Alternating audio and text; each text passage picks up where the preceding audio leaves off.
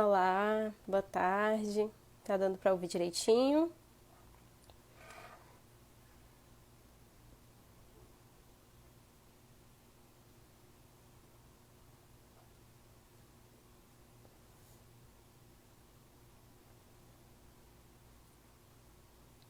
Só esperando aqui uns minutinhos, entrar o restante.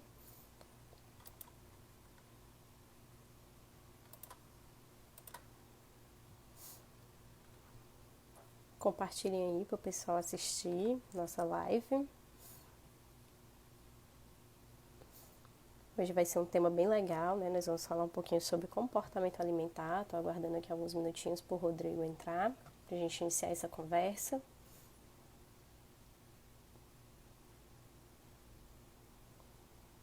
Boa tarde para quem vai chegando.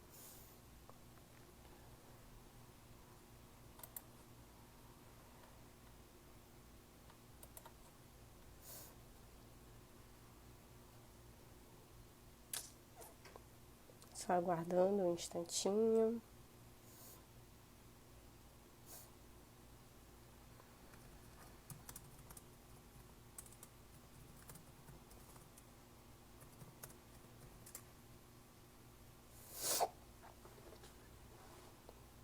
Olá.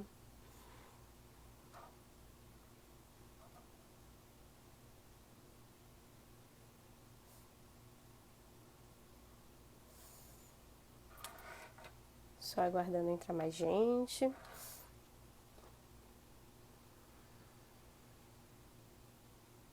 Boa tarde.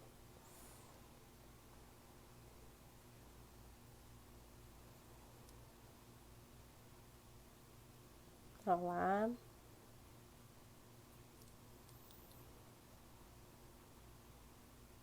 Solicitar. Colocar aqui o Rodrigo Lopes.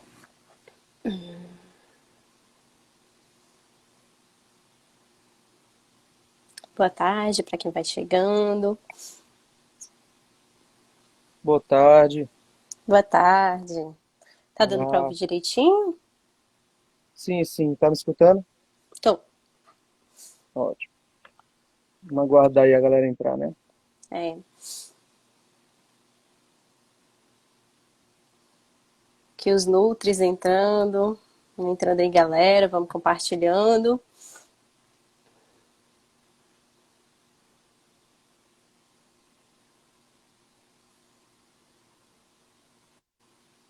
Ah, acho que falhou um pouquinho. Ah, tranquilo. Voltou. Uhum. Só aguardar mais uns minutinhos para o pessoal entrar para a gente começar. Isso, tranquilo.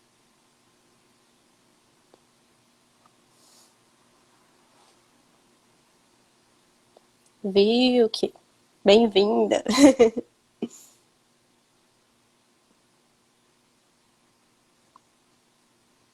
Hoje a gente vai trabalhar um tema muito legal. Acho que a gente pode ir começando a se Sim, apresentar, né? muita gente interessada, né? Muita gente falando que temática bacana. Então tem algumas dúvidas já, algumas perguntas. Vai ser bem bacana. Vamos lá, acho que a gente Né? pode começar, né? Pode. Obrigada quem está mandando aí um super te admiro. Fico muito feliz. Então, eu vou começar logo me apresentando e depois o Rodrigo se apresenta para vocês, né? Hoje a gente está transmitindo aqui a live pelo meu Instagram. Eu sou nutricionista, formada pela Universidade Federal do Piauí, tenho mestrado em alimentos e nutrição, atualmente faço doutorado, já trabalhei no mestrado com obesidade e agora, durante muito tempo, né, trabalhei com obesidade e agora no doutorado eu trabalho com exercício físico e trato gastrointestinal, né? Saí um pouquinho da linha que eu vinha trabalhando nos últimos tempos, mas continuo desenvolvendo também trabalhos com obesidade, como orientadora de alunos de pós-graduação. Vou passar a palavra para o Rodrigo se apresentar também. Boa tarde, pessoal. Vamos entrando aí, vamos compartilhar. E que seja uma tarde aí, uma live bem proveitosa. Então, sou psicólogo, sou formado pela UniFSA, atuo na área clínica, atuo na área do esporte, voltado na psicologia no contexto clínico, na psicologia no contexto esportivo. Sou professor universitário, atuo na área da docência, ministro a disciplina de Psicologia da Saúde, Psicologia do Esporte. Sou supervisor, sou coordenador da clínica escola da instituição onde eu trabalho. Estou fazendo um mestrado na área de educação, sou especialista em tanatologia. Eu acho que é isso, né? Já passei por algumas modalidades, alguns clubes aqui no estado do Piauí, e uma área que é nova ainda para a nossa realidade também, né? Vamos falar um pouco ao longo aí dessa tarde. E acho que é isso. Tenho me aproximado bastante, tenho feito vários estudos compreendendo e vendo essa relação entre o contexto alimentar e a psicologia, né? Vamos falar hoje um pouco sobre a nutrição comportamental.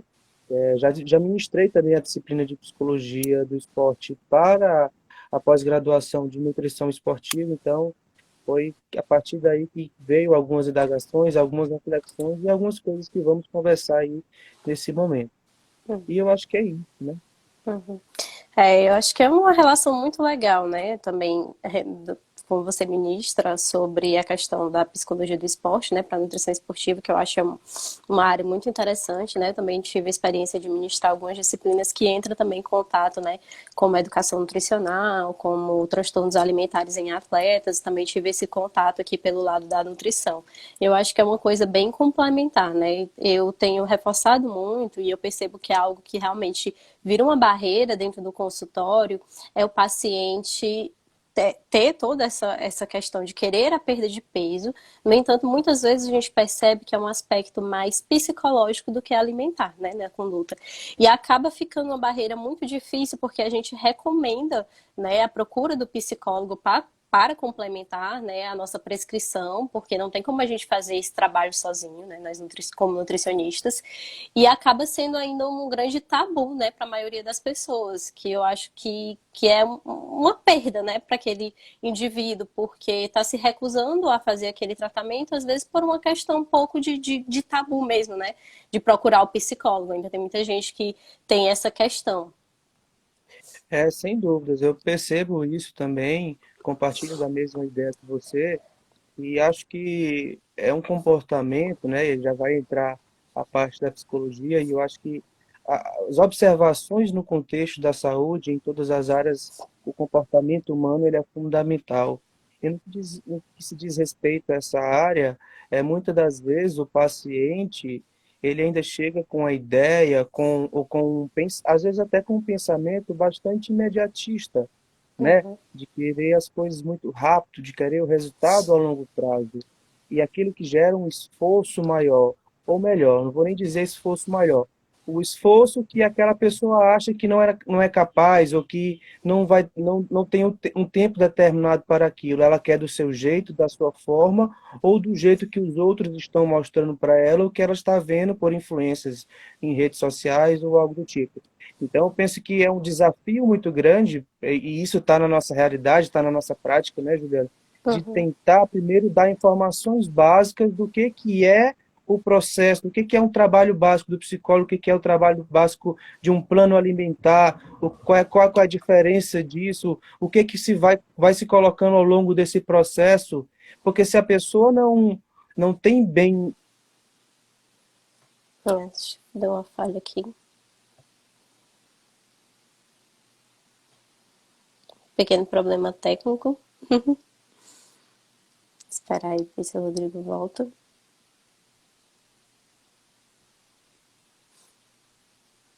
Acho que deu uma. Eu acho que deu uma falhada em você, né? É, acho que foi. Escutou até qual parte?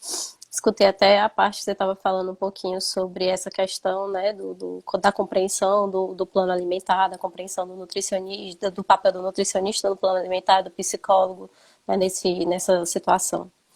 É, e aí, só para complementar, eu penso que esse que é desafiador, o que é desafio para a gente no nosso dia a dia, é tentar gerar até uma técnica que na psicologia é bastante utilizada, a psicoeducação. Eu preciso fazer uma introdução básica daquilo que eu vou fazer. Eu não posso simplesmente o paciente chegar com uma demanda para mim e pronto. Aqui está tudo muito bem feito, você vai seguir esse script dessa forma. E Uhum, aí, se eu fizer desta forma ou desse jeito, vai haver uma grande probabilidade de ter um fracasso, né? Aquele, como eu estava falando, pode ter um efeito rebote ou algo do tipo, e aí isso, na grande maioria das vezes, vai ser muito prejudicial para o paciente, porque ele vai ficar mais desgastado, ele vai ficar mais vulnerável, e aí vai procurar formas mirabolantes de tentar ter um resultado a qualquer custo, e aí isso não vai ser muito legal, né? uhum. E falando um Ah, pouco dessa questão, né, você mencionou na sua fala a questão da pressão, né, de resultados, da questão de ver, até mesmo na internet, onde se existe, né, aquela questão muitas vezes do antes e depois, tal suplemento emagrece, tal fitoterápico emagrece, tal exercício emagrece mais que o outro. E muito disso vem, né, das redes sociais. A gente percebe que antigamente vinha-se muito de revistas, né? Tinha aquele padrão corporal de modelo que era algo inatingível. Hoje em dia a gente já tem um padrão corporal um pouco diferente, mas a gente percebe que continua essa mesma pressão dentro das redes sociais e as pessoas cada vez mais estimulando, né, e estigmatizando o corpo do indivíduo obeso, né, do indivíduo que tem obesidade, colocando a culpa nesse indivíduo, né, muitas vezes falando que é por devido à preguiça, devido à falta de controle, é porque ele não tem controle sobre a sua vida, como se fosse algo desse tipo, que é algo bem preconceituoso. E a gente sabe, né, que a obesidade, como uma doença crônica, é algo que contempla bem mais que isso, né? E a gente tem essa muita influência do comportamento alimentar, dessa questão. A Ivana até estava comentando aqui, pedindo para eu falar um pouco sobre fome psicológica e fome fisiológica, né, que a gente chama. Existem duas situações que a gente vê bem claramente, né, quando tratamos pacientes que chegam com essa demanda, né, que a gente percebe que tem mais esse apelo do comer emocional, e existem realmente dois tipos de fome que a gente considera dentro da nutrição comportamental, né, que é essa fome física, onde eu tenho sinais físicos, né, fisiológicos. Então, o meu estômago, por exemplo, está roncando, eu sei que aquela fome é uma fome física, né? Eu sim. tenho considero mais de uma opção de comida, por exemplo. Não é só um alimento que vai me trazer, né? Muitas vezes a gente está com fome psicológica, parece que só um alimento é capaz de matar aquela fome, né? Você pode comer tudo que vem pela sua frente, mas se você não comer o alimento específico, a sua fome não é saciada, né? Geralmente não tem passado muito tempo após uma refeição. Geralmente você tem fome física, você já tem aquele cansaço, aquela baixa energia, né? Já tem passado um tempo desde a última refeição. A comida ela traz saciedade, na outra situação já não traz tanta saciedade assim. Então são duas situações assim bem diferentes que a gente pode trabalhar, né? De forma educativa, pode trabalhar dentro de casa, a começar a identificar esses sinais, né? Sem dúvidas. E acredito que a melhor forma de se trabalhar é ter uma comunicação e um diálogo com a instrução qualificada, né?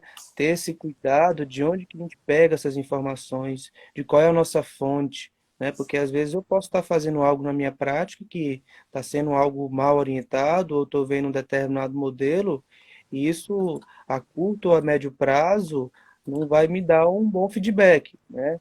E sobre isso que você fala entre a fome psicológica e a fome física, é muito importante, principalmente para nós, profissionais da saúde, tentarmos identificar isso no paciente, assim como o paciente tentar identificar isso dentro das suas emoções, o que que lhe motiva, o que que realmente está lhe satisfazendo, o que tentar de diferenciar, e aí a gente vai trabalhar e vai envolver realmente as questões dos hábitos, não só alimentares, os seus hábitos de uma maneira geral, e ver como é que o indivíduo se posiciona, ou melhor, como é que ele se condiciona diante de tal situação.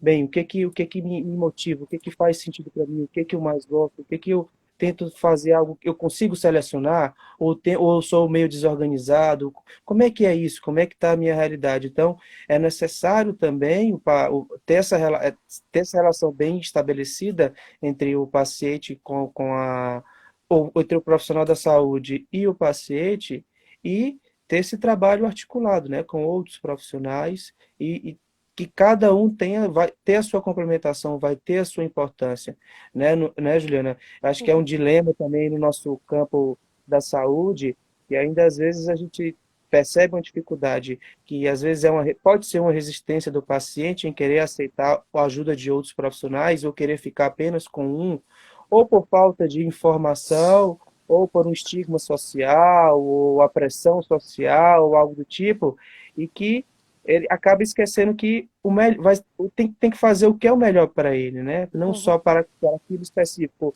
ou não só para a parte psicológica ou para a parte alimentar, mas para o todo, para a sua qualidade de vida de uma maneira geral, não é uhum. verdade? E assim, eu acho até importante ressaltar, né, que a culpa também não é sempre do nosso cliente, do nosso paciente que tem esse certo preconceito. Às vezes mesmo nós, como profissionais de saúde, acabamos esquecendo a importância, né, dessa multidisciplinaridade, dessa integração entre as profissões, que eu acho que é algo muito complementar, né? Eu já tive a oportunidade de trabalhar dentro de um serviço de saúde que se tinha uma equipe multiprofissional, que a gente fazia reuniões mensais e tinha a oportunidade de estar todo mundo no mesmo local e conseguíamos discutir, né, diferentes profissionais de saúde, a psicologia, a educação física, a enfermagem, nutrição, e aquilo era algo muito construtivo, né? Eu considero que esse período da minha vida uma verdadeira escola, porque realmente eu pude estar dentro de uma equipe multiprofissional. E o resultado que isso traz, né, para as pessoas que estão participando, fazendo esse tratamento, ele é fantástico, né? Ele é muito, muito, muito eficiente. Então, a gente tem visto até mesmo nas últimas publicações que têm saído sobre o tema, que realmente esse fator, essa presença da equipe multiprofissional facilitando a adesão do paciente ao tratamento, né? Adesão ao plano alimentar, adesão à prática de atividade física como um todo, é que realmente faz a diferença, que vai causar não só a perda de peso, mas a manutenção do peso perdido, que eu considero o verdadeiro desafio. É que é o mais delicado, né?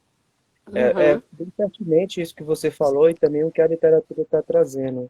Para além da importância desse trabalho de multidisciplinar, ter a oportunidade de os profissionais terem esse diálogo, é que cada um vai estar compreendendo muito melhor a prática do outro. Eu não preciso fazer a mesma coisa que você, Juliana, faz, nem você precisa fazer a mesma coisa que o Rodrigo faz. Mas com o comportamento, com a prática, com a didática, nós podemos partilhar de muitas experiências para além de qualquer intervenção mirabolante, né? uhum, Escuta, uma forma de falar, uma forma de orientar, isso dá um feedback, isso dá um salto positivo muito bacana na vida do paciente, né? uhum. Isso estão ao seu redor. Pegando já isso, é até uma pergunta, né? Vou lançar uma dúvida aí que eu tenho, e acho que algumas pessoas também têm, Juliana. Eu queria te perguntar, você, na sua prática, em relação aos pacientes que você, alunos ou os pacientes que você tem, quais são as principais estratégias que você tenta fazer ou tenta mediar com seus pacientes para selecionar os aspectos externos, esses fatores sociais, porque sabe que isso influencia demais, né? Ou positivamente ou negativamente. A gente está passando por um momento aí bem delicado, essa questão da pandemia do Covid-19, e é um acúmulo de muita informação, ou melhor, muita infoxicação, né? E o que que a gente saber um pouco desse aí na parte alimentar, o que você traz como dicas, como orientações aí, o que a gente tem que focar, o que a gente tem que tentar adaptar, ou ter um plano alimentar, ou algo do tipo. O que você... Bom, eu acho que isso é algo muito também particular, né, de cada indivíduo. Então, Sim, eu acredito, né, que em meio a essa situação é realmente priorizar uma alimentação saudável, tendo todos os grupos alimentares. O que é que isso quer dizer? Uma alimentação variada, né? É importante priorizá-la na hora do supermercado, a compra de alimentos que a gente considera alimentos com maior qualidade nutricional, né? São alimentos, por exemplo, frutas, legumes, se possível, oleaginosas. A gente sabe que nem sempre isso é possível, porque aqui a gente ainda tem muita dificuldade de acesso, apesar de ser muito produzido aqui na região. Nós temos priorizar carnes magras, também é importante um certo consumo de carne vermelha nesse período, até porque a gente viu que, não sei se você chegou a ver, mas tem um artigo que está circulando, né, esclarecendo um pouco da fisiopatologia da Covid e está sendo relacionado um pouco ao metabolismo do ferro. Então, é importante também garantir o consumo de ferro na alimentação, né? Isso também pode ser conseguido por meio do feijão, né? O nosso popular feijão, colocando o limãozinho ali por cima para facilitar a absorção. Tentar ter realmente essa alimentação variada, né? Os produtos lácteos também são importantes, nos fornecem uma boa quantidade de cálcio, sem muita neura, que eu quero dizer, né? Nesse momento, eu acho que não é o momento da gente tentar dietas restritivas, dietas exageradas para perda de peso, protocolos mais extremos. É realmente importante priorizar, né, o consumo de todos os grupos alimentares, uma alimentação saudável, sem restrição de energia. Eu sei que mesmo assim a obesidade já tem sido associada, né, com o aumento do risco para a doença, mas não é um cenário que você fazendo agora uma dieta super restritiva e você vai se livrar da doença. Não, seu organismo, na verdade, vai ficar mais imunologicamente debilitado e você não vai conseguir lidar com a doença, né? Então, não se deve fazer dietas restritivas nesse período, porque realmente impacta significativamente o nosso sistema imunológico. Acho que esse não é o momento, né? Então, realmente é essa preferência. E outra coisa que eu recomendo até mesmo essa questão da atenção, né, com a alimentação. Então, se você já evita trazer esses excessos de alimentos ultraprocessados, que a gente chama que são alimentos muito industrializados, né, que já não tem o componente principal, já não é ali mais, alimenta um conjunto de produtos, né, feitos pela indústria alimentícia, se você já não dá prioridade a esses alimentos no supermercado, esses alimentos, consequentemente, não vão ser a sua fuga na hora que bate a ansiedade, na hora que bate o ócio, né, que são situações diferentes, mas eles não vão ser a sua fuga, né? Então, tentar diferenciar isso, né, como a gente estava falando no começo, essa fome psicológica, essa questão de utilizar os alimentos como a solução para um problema, eles não são solução para um problema, eles estão ali para lhe nutrir, né, para melhorar para melhorar o funcionamento do seu organismo, né? Nós dependemos dos alimentos para toda a questão da nutrição, né? Para você se nutrir. Então, realmente, ter essas estratégias, esse cuidado desde o supermercado, eu acho que ele é essencial.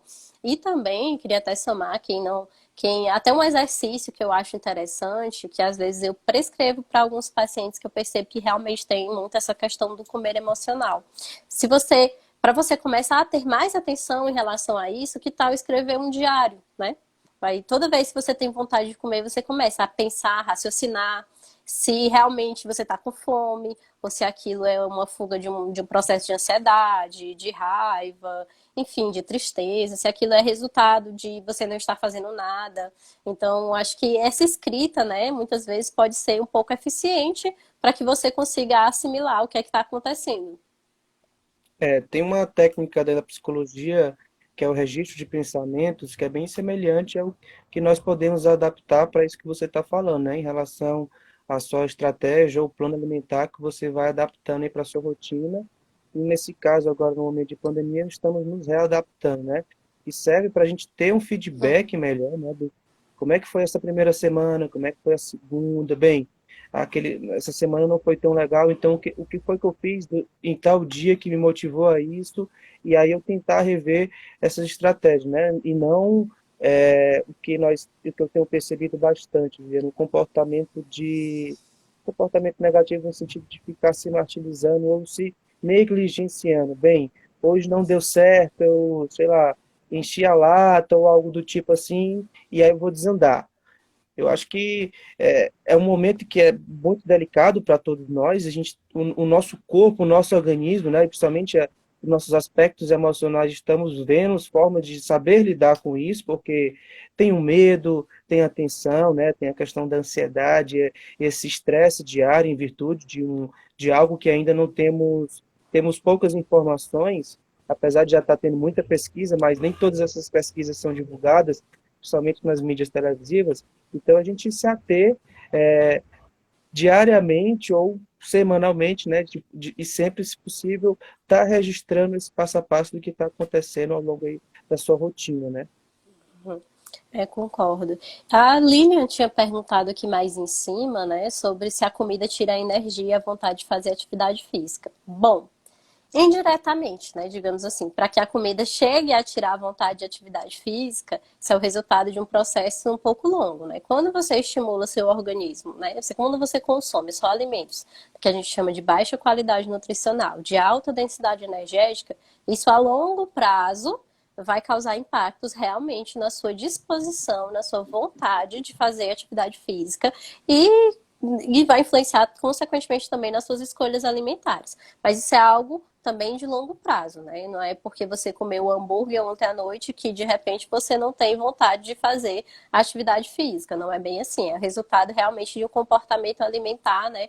De realmente dos hábitos alimentares como um todo, vai ser esse resultado a longo prazo. Não é que a comida instantaneamente tire a vontade de fazer atividade física. Mas quando a gente tem realmente esse comportamento disfuncional com a alimentação, né, a longo prazo, esse excesso de calorias, excesso baixa qualidade nutricional, se você tem realmente uma alimentação reduzida em micronutrientes que são fundamentais, né, para as atividades do nosso organismo, isso vai Sim. gerar impactos e, consequentemente, impactos sobre a prática de exercícios físicos, né? Isso realmente pode acontecer. E acho que, pode Pode falar. falar. Não, pode falar. Só para complementar aí a pergunta que ela fez, essa questão da parte alimentar e a influência com a atividade física, acho que depende também bastante do seu estado emocional. Provavelmente, se for uma pessoa que é um pouco mais sedentária ou se movimenta pouco, naturalmente ela vai ter uma dificuldade em se adaptar a um novo exercício, ainda mais nesse momento tão delicado. E já se você já tem uma rotina que já é mais proativo, que já tem uma prática regular, está com problemas ou dificuldades nessa questão alimentar, não pode também utilizar como um gatilho, né? Bem, como você falou o exemplo, eu comi um hambúrguer ontem, então eu vou ter que fazer atividade física de todo jeito, ou então simplesmente não vou fazer. Beleza, não foi como esperado, tudo bem. Tenta continuar, tenta readaptar a tua rotina como você faria normalmente se não fosse essa problemática, ou se não fosse esse grau de tensão muito grande em decorrência desse período de isolamento. Não é isso? Também concordo, uma realidade que a gente vê bastante no consultório, né? Antigamente, fora um pouco desse período de quarentena, a gente percebia muito isso nos fins de semana, né? Duas situações que a gente percebe, que ou o indivíduo ele foge do plano alimentar e não entende ali o sábado ou o domingo como o dia que popularmente as pessoas chamam de dia do lixo, dia de jacar, né? Já vem com esse termo, e aí mete o pé na jaca, né?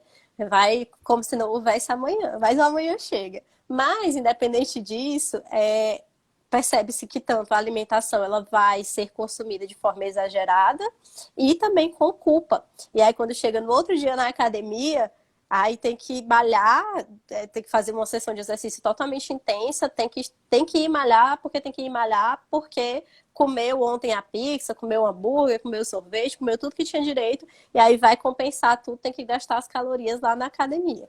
Duas coisas que eu falo sobre isso. Primeira é que você vai fazer exercício, mas você não vai conseguir gastar todas as calorias que você consumiu ontem.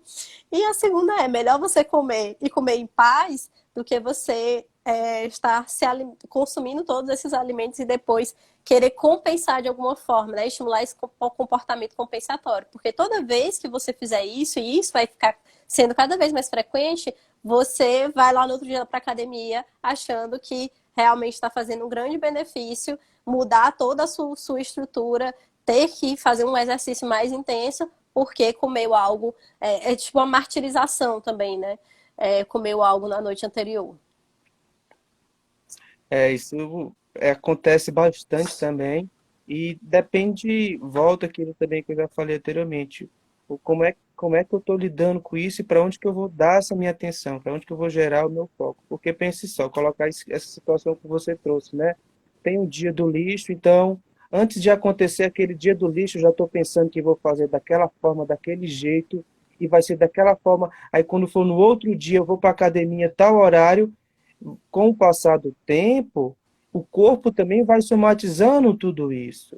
E quando chegar o momento de achar que vai recompensar tudo isso na próxima atividade física ou na semana seguinte, o seu corpo vai estar num processo de somatização muito grande, que você vai ter que começar a ter dificuldades em até se adaptar à sua rotina de uma maneira geral, a própria atividade física não vai ser da mesma forma, não vai ser da mesma intensidade, e isso pode generalizar para outros comportamentos e outras situações da vida.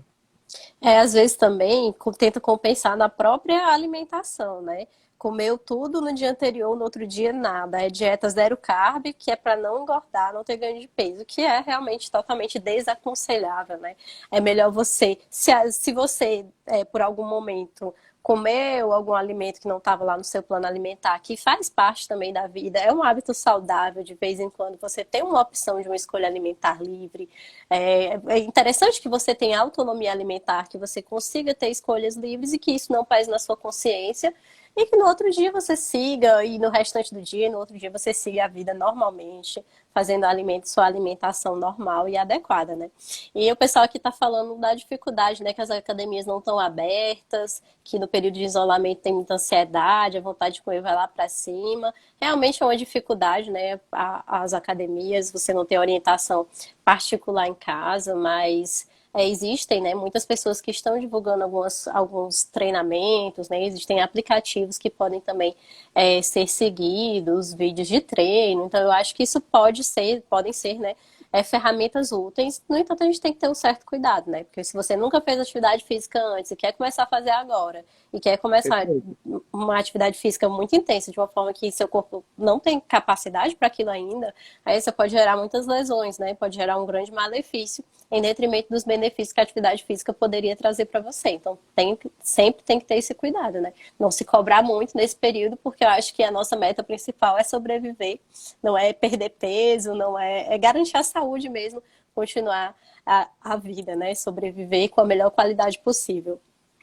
Sem dúvidas. Eu acho que, sobretudo, nesse momento tão delicado, é procurarmos estratégias de ter uma saúde mental equilibrada, né? Por mais que vão ter dias que são difíceis, todo mundo pode ter um desequilíbrio, ou como falaram aí, vai vir sim a questão da ansiedade muito grande.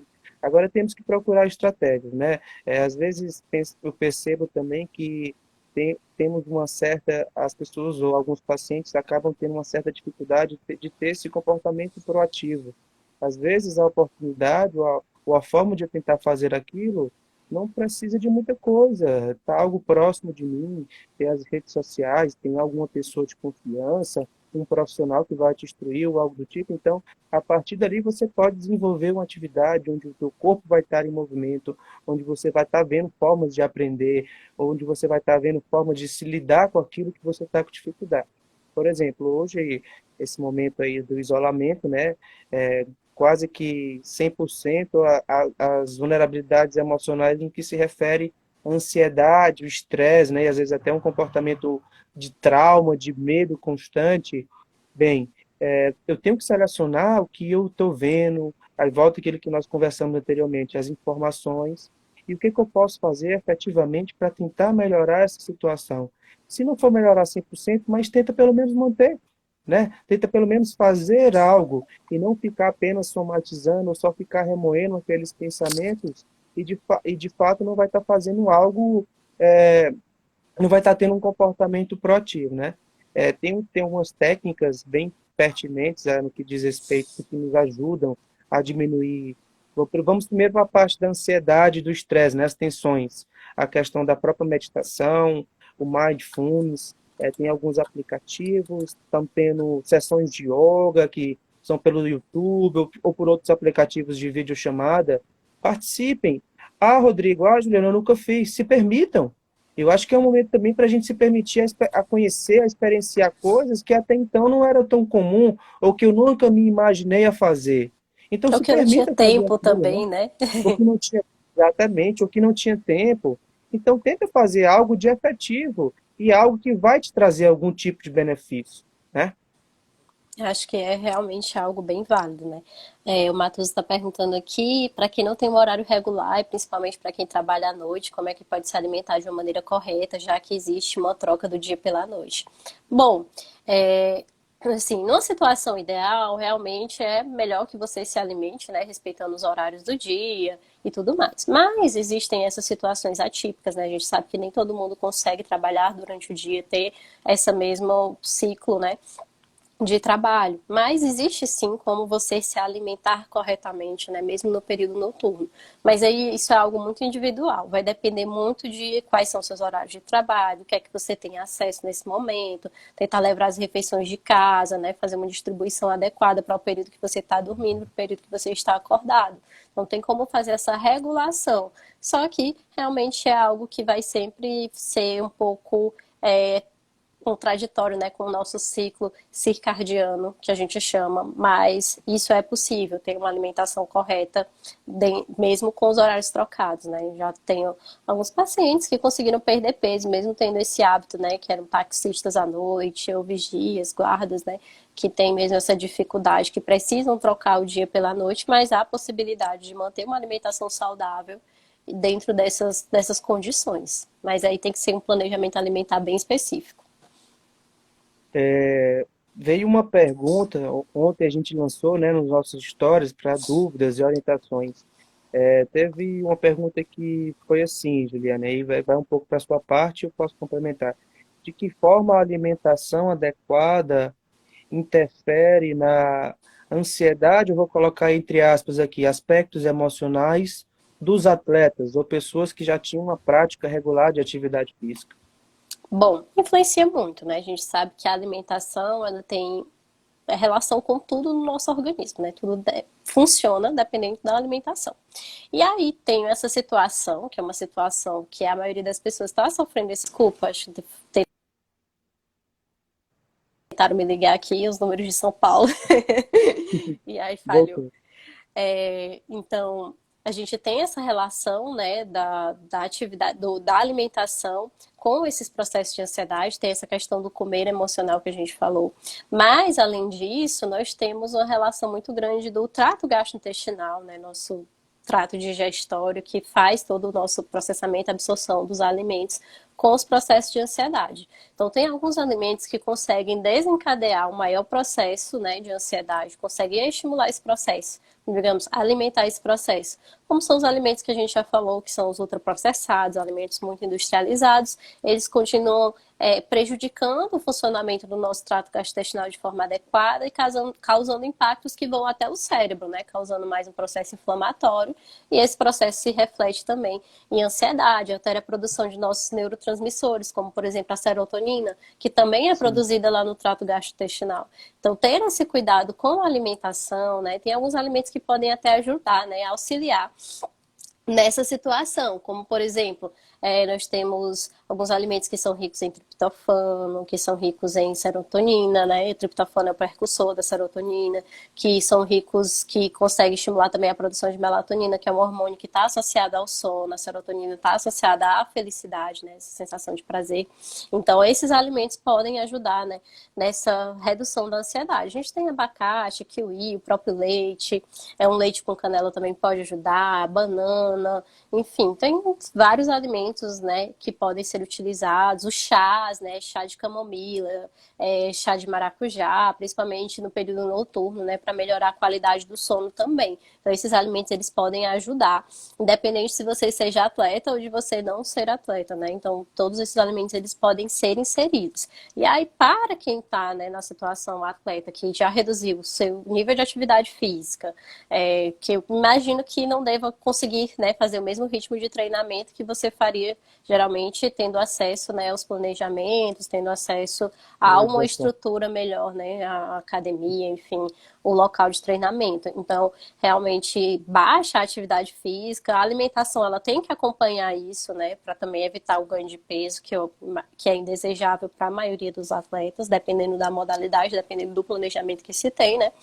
Então, é realmente ter esse cuidado com os ajustes da alimentação e evitar também os excessos, né? Então, tem aquelas pessoas que também comem, não engordam, né? Porque tem um alto nível de atividade física, mas esse não engordar também é ilusório, porque apesar de você não engordar, esse excesso de alimentos com essas características, né? Alimentos industrializados, superprocessados, o hambúrguer, a pizza todo dia, o iFood todo dia, que é bem apelativo, acaba tendo consequências sobre desempenho, sobre ansiedade, sobre outros fatores, apesar de não ter o ganho de peso em si. Perfeito. E só para reforçar, né? Acho que todas essas orientações alimentares que você nos traz aqui, de uma forma balanceada, né? Porque eu também não posso, essa semana ou esse dia eu vou comer só isso. Eu vou tomar só tantos copos de água, vou comer tantas frutas, de uma forma balanceada, porque também o organismo vai sobrecarregar, não vai suportar, né? E vai ter essa desordem alimentar, desordem emocional, gastrointestinal, e aí não é muito bom, né? Uhum. A Lilian está perguntando se é verdade que É. devemos comer 2 bananas por dia, se eu aconselho. Na verdade, não existe nenhuma determinação de você consumir especificamente tal fruta 2 vezes ao dia. Existe a recomendação de você comer frutas, né? Digamos, 4, 5 porções de frutas até o dia. Pode ser considerado, e de frutas variadas. O importante é que você varie as frutas. Por quê? Porque aí você vai ter diversos nutrientes, né? Vocês percebem que as frutas, elas são de colorações diferentes, na verdade.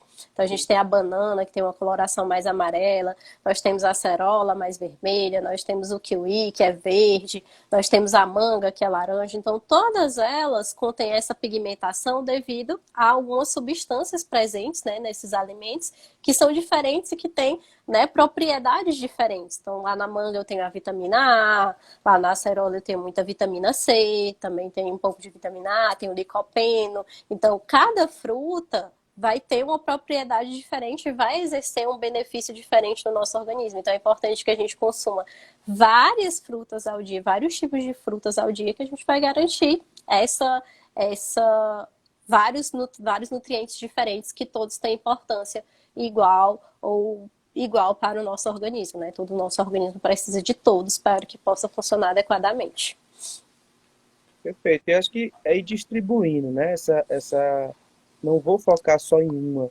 O que pode acontecer também do seu organismo estar mais habituado e gostar mais Uhum, daquela fruta, daquele hábito, né? Mas é importante ter essa distribuição e ter essa variabilidade, né? uhum. Eu não gosto daquilo ou aquilo não entra dentro de mim ou no meu organismo. Tenta ver algo semelhante, alguém, ou algo vá suprir aquela necessidade, tipo, né? Eu acho também que a gente tem que considerar muito alguns outros fatores também, né? Tem a questão do paladar. Então, digamos assim, a única fruta que eu consumo é banana. Ok, se você realmente não consegue consumir nenhuma outra fruta, e eu aconselho que você tente, né? Porque às vezes a gente tem um preconceito, às vezes não conhece nem o sabor do alimento e não quer consumir, às vezes tem esse preconceito antes de consumir. Mas, se realmente você constatou nenhuma outra fruta eu gosto, nenhuma outra fruta eu consigo consumir. Ok, pois a gente vai consumir a banana. Só gosta da banana? É a banana que vai. Então, existem essas situações, né? A gente tem que contornar um pouco isso e colocar outros tipos de fontes alimentares para poder, né, a gente ter essa adequação do plano alimentar. Não é obrigatório que, se você detesta brócolis, por isso já está em você, né, você não gosta de jeito nenhum de brócolis, não tolera, que você vá comer brócolis todo dia, porque brócolis é saudável. A gente tem que respeitar muito isso. Então, se você Né? não gosta de brócolis, existem outros alimentos que podem trazer benefícios semelhantes ao brócolis, que podem ser mais agradáveis, né, o sabor para você. Eu acho que a nutrição tem muito isso. Antigamente, as pessoas também tinham isso está sendo muito quebrado agora, mas antigamente as pessoas também tinham muito preconceito com os nutricionistas, porque achavam que ia chegar no consultório e ele ia passar o que ele quisesse, independente de você gostar ou não, de você se adaptar ou não, de você ter dinheiro para aquela compra ou não, né? Porque muitas vezes alguns alimentos desses são de difícil acesso para a maioria da população. Então, hoje em dia, eu acho que isso já tem sido muito quebrado, isso já tem sido muito mudado. Então, eu acredito que essa prescrição, né, levando em conta o hábito alimentar, levando em conta a cultura, a religião, aspecto socioeconômico, eu acho que isso faz toda a diferença e promove mais adesão. Então, a prescrição de nutrição, ela tem se voltado muito para isso ultimamente. Eu acho que a nutrição comportamental tem que estar em tudo. Ela tem que estar lá na nutrição clínica, ela tem que estar lá na nutrição esportiva para o atleta. Então, tudo tem que ser considerado, né? Não é só o aspecto aspecto, ah, esse alimento aqui vai te fazer ter um bom desempenho lá naquele esporte, come ele e acabou. Não é assim. A gente tem que respeitar realmente as pessoas, as preferências pessoais. Perfeito. E acho que, complementando, levar em consideração sempre na nossa prática e na nossa atuação, ter um olhar e ter um embasamento do indivíduo, do paciente, fazer com que ele também tenha essa visão biopsicossocial, né? Que é levando em consideração todos esses aspectos e outros que vão surgindo ao longo do tratamento, ao longo das consultas, e a gente levar tudo isso e trazer isso em consideração e discutir, né? O que que é viável, o que que faz sentido ou não. Tem algumas perguntinhas aí, Juliana. A Mariane está perguntando se pode tomar colágeno tendo diabetes tipo 2. Bom, é uma coisa que não vai influir nem contribuir, né? O colágeno é algo que é uma proteína, né? Então, como toda proteína, quando é digerido, ele é quebrado em aminoácidos e você vai absorver esses aminoácidos, que podem ser usados ou não para fazer colágeno. Então, eu não acho uma suplementação interessante, eu acho que, na verdade, é uma perda de dinheiro. Então, assim, uma suplementação muito mais interessante, até mesmo no contexto do diabetes, poderia ser o whey protein, mas de acordo com a prescrição da sua nutricionista, porque principalmente no caso de diabetes, tem que ter uma atenção muito grande com a prescrição de alimentos e suplementos. Então, é realmente procurar o profissional que possa lhe atender para especificar, né, toda essa estrutura do plano alimentar e possíveis suplementações. Não tem como a gente definir isso aqui, só lhe dizer pode ou não pode. Tem que a geleia é um colágeno natural. Bom, ela não tem tanta eficácia em aumentar a síntese de colágeno, né? Tem alguns outros alimentos, como por exemplo, pés de galinha, outros alimentos que são mais compatíveis com a questão do nosso colágeno. Então, consumir a geleia como colágeno natural também não é interessante. E até nem a geleia, na verdade, seria a gelatina. Tô, tô vendo essas perguntas e você dando esse feedback aí, o que eu percebo, e isso acontece um pouco também, até na minha prática, atendendo alguns atletas, Juliana, essa questão realmente da instrução qualificada, né? De onde que eu estou pegando essa informação. Então, muitas das vezes tem um certo desconhecimento ou vou agir no meu achismo. Eu acho que isso dá certo, então o meu colega de treino ou o meu familiar tá dando super certo com ele, mas comigo é de uma outra forma, é diferente e acontece bastante isso, né, Juliana? Uhum, acontece muito. Eu acho que em nutrição a gente tem muito essa questão de uma pseudociência, né? Que é muita informação de blogueiro, muita informação de enfim, pessoas que vendem suplementos, lojas que vendem produtos de emagrecimento. Então a gente tem muita informação em nutrição. Se você abrir o PubMed, que é uma base de dados assim bem rica, da área Sim. da saúde, você abrir lá, colocar qualquer coisa sobre nutrição, você vai ver 1 milhão de informações, né? A própria ciência, ela já tem muito essa questão da mudança rápida de informações. E aí, quando isso se traduz para as pessoas, né, leigas, que acabam querendo falar sobre isso, mas sem ter o conhecimento, acaba gerando muita desinformação. Então, a pessoa chega no consultório da gente muitas vezes dizendo assim: ah, doutor, eu vim aqui porque eu quero fazer a dieta low carb. Ou eu vim aqui porque eu quero fazer a dieta cetogênica porque eu sei que é essa que emagrece. Quando, na verdade, isso é totalmente falso, né? Não existe essa comprovação que uma dieta seja melhor que a outra, que o jejum intermitente cause maior perda de peso, que tal suplemento seja recomendado para tal doença e que isso vai causar uma melhora dos sintomas. Isso não existe, né? E não existe também o alimento mágico, não existe suplemento, alimento, fitoterápico, não existe nada mágico, né?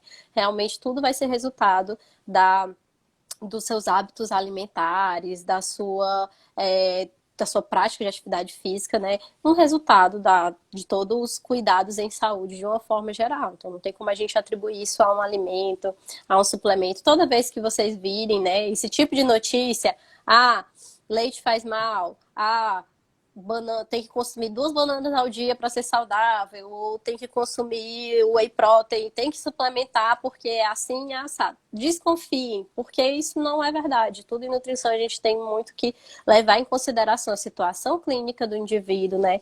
Levar em consideração os hábitos alimentares desse indivíduo. Então, não é assim, e vai mudar, né, as respostas de um para outro. Então, se eu prescrever a mesma dieta, eu não posso, por exemplo, prescrever a mesma dieta que é para mim, ela não pode ser aplicada por Rodrigo. Nós temos características totalmente diferentes, então não tem uma fórmula mágica.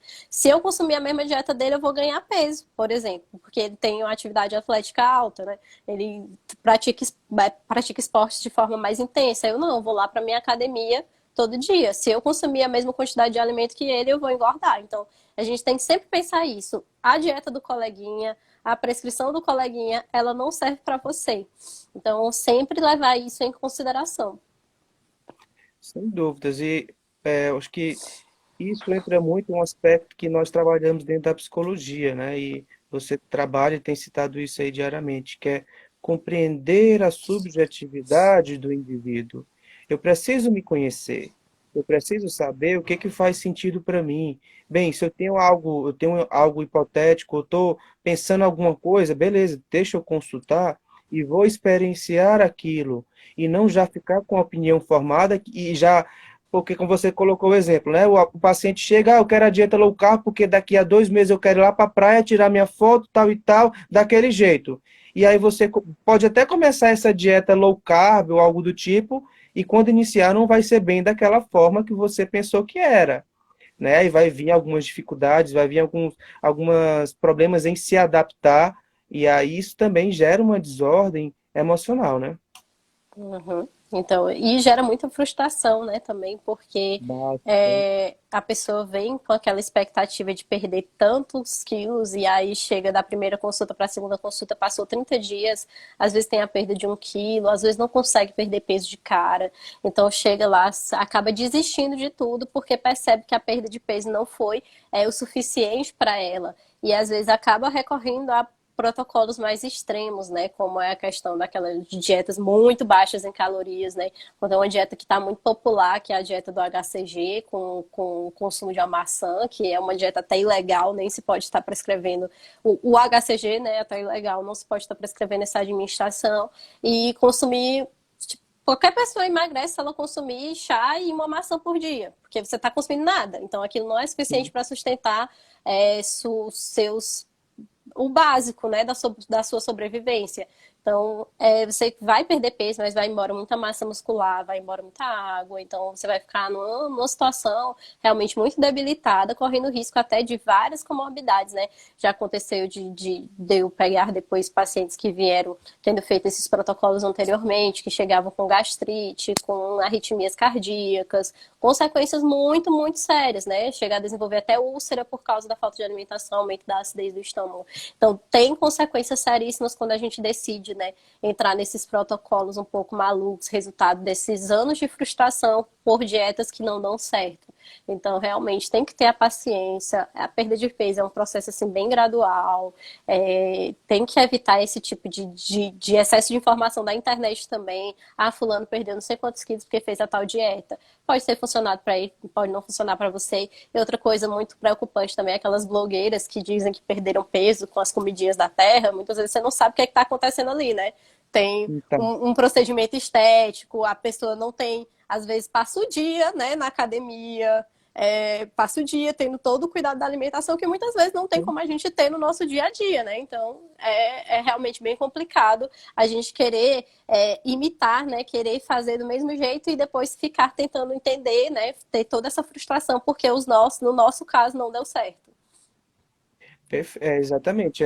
Você falou uma coisa muito pertinente aí em relação ao quesito frustração. Hoje, quando se acontece isso, ou não conseguimos o objetivo esperado, seja de uma forma orientada ou de qualquer jeito, vai vir uma parcela muito grande, ou vai ter um número grande de pessoas que vão mais te julgar, te criticar. E aí acho que é importante também, num momento como esse que estamos passando, nos cercarmos de boas orientações, de bons pensamentos, de um campo energético positivo, de algo que te fortaleça, Porque de informação, de coisa mal informatizada, o mundo, as redes sociais e muitas pessoas que estão no nosso nicho estão assim, né? Então é um momento muito importante para a gente selecionar, saber o que que nos faz bem, saber o que que nos está nos orientando para um caminho bem, para algo mais fidedigno, não é isso? Então, o que eu percebo que não só na parte alimentar, mas no contexto da saúde de uma maneira geral, as pessoas chegam com essa angústia muito grande em decorrência de inúmeras situações negativas ou de mesmo seja de algo vivencial, algo da sua experiência de vida, ou com algum outro profissional A, B ou C, ou por conta da internet, ou algo do tipo. Então, é um momento de a gente selecionar, de a gente nos dar conta do que faz sentido para a gente e acreditar que é um processo e a gente tem que saber respeitar um processo, tudo tem um tempo. Não é do dia para a noite, não é em 15 dias, não é em um mês. Não acontece comigo, não acontece com a Juliana, não acontece com ninguém. E se acontece, é de uma forma que não é legal. E vai vir a consequência. E tudo isso o nosso corpo vai somatizando.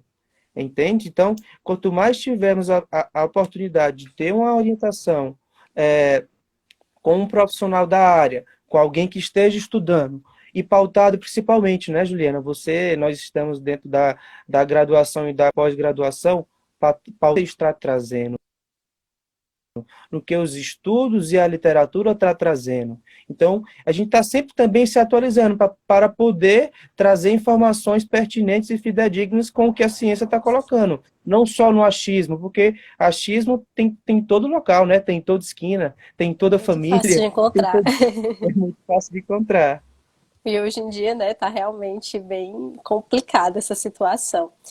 Algumas pessoas fizeram umas perguntas aqui em relação à combinação de frutas para vitaminas. É importante você escolher diferentes cores, né? Pega várias frutas com diferentes cores e aí você vai estar consumindo um grande espectro de vitaminas e minerais. Então, como eu falei, fique à vontade para escolher as suas frutas, mas realmente procure diferentes cores, diferentes frutas para constituir isso.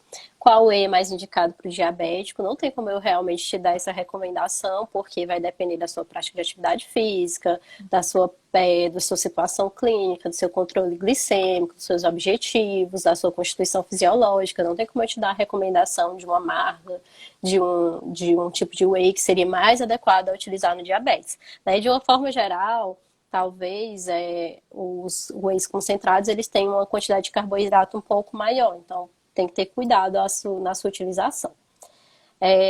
Pediram um pouquinho falar sobre perder gordura sem perder peso. Bom, é uma situação bem, digamos assim, complexa, mas possível, né? Então dá pra gente perder gordura conseguindo talvez manter o percentual, manter a massa muscular ou até ter um pouco de ganho de massa muscular, mas aí vai depender de uma série muito grande de fatores, né? Que é você ter uma prática de atividade física, de exercício físico regular. Exercício físico que é diferente de atividade física, né? Atividade física é só a gente gastando energia lá em alguma atividade. Exercício físico é atividade orientada, com objetivo, prescrita por um profissional, que você vai estar realmente fazendo naquele contexto, fazendo uma alimentação bem balanceada, prescrita e calculada, aí pode ser feito, pode conseguir esse resultado, mas é algo que é possível, mas nem sempre acontece, né? Vai depender de todo esse contexto, mas é possível você perder peso, perder gordura corporal sem ter perda de peso, ganhando um pouco de massa muscular. Pode consumir frutas à noite? Pode sim, não tem problema nenhum. É sempre importante avaliar, né? Ter o máximo de informações para depois darmos alguma sugestão ou algo mais específico para aquela realidade, para aquela demanda que o paciente está nos trazendo. Não é isso? Exatamente. Então sempre tem que ter avaliação. A nutrição é algo muito individual, muito individualizado, né? E a psicologia, acredito que também, né? A gente já tem ainda mais, talvez. Então a gente tem que realmente ter esse contato, ter essa avaliação para poder indicar qualquer coisa. Então hoje em dia tem muito se divulgado, né, que tal coisa faz bem para tal condição, mas não é bem assim. A gente tem recomendações direcionadas a cada patologia, a cada situação clínica, mas aí tudo vai depender, né, de como está o indivíduo, da situação dele, da prescrição do profissional. Então, tem uma série de fatores aí que a gente tem que considerar. Nosso tempo está acabando, temos um É, minuto. tá acabando. Acho que foi legal, me coloco à disposição. Eu e Juliana aí temos alguns projetos, depois vamos colocar para frente. Espero que seja a primeira live de muitas. Temos várias temáticas aí que a gente pode conversar, imagem corporal, falar algo sobre obesidade, cirurgia bariátrica, tudo isso envolve a Tudo que eu adoro. nutrição, a psicologia. Acredito que tem muita gente também interessada em informações sobre isso. Eu agradeço, um grande abraço e obrigado pela participação de todos. Obrigada, também agradeço a participação, sua participação, Rodrigo, agradeço o convite. Foi ótimo, né, passar esse tempinho aqui com vocês. Qualquer questionamento, nós estamos à disposição. Estamos abertos também a futuras lives, né? Se vocês quiserem depois sugerir pra gente temas interessantes, estamos aí, né? E vamos fazendo. Tchau, tchau, Então, gente. tchau, tchau, um abraço. Abraço.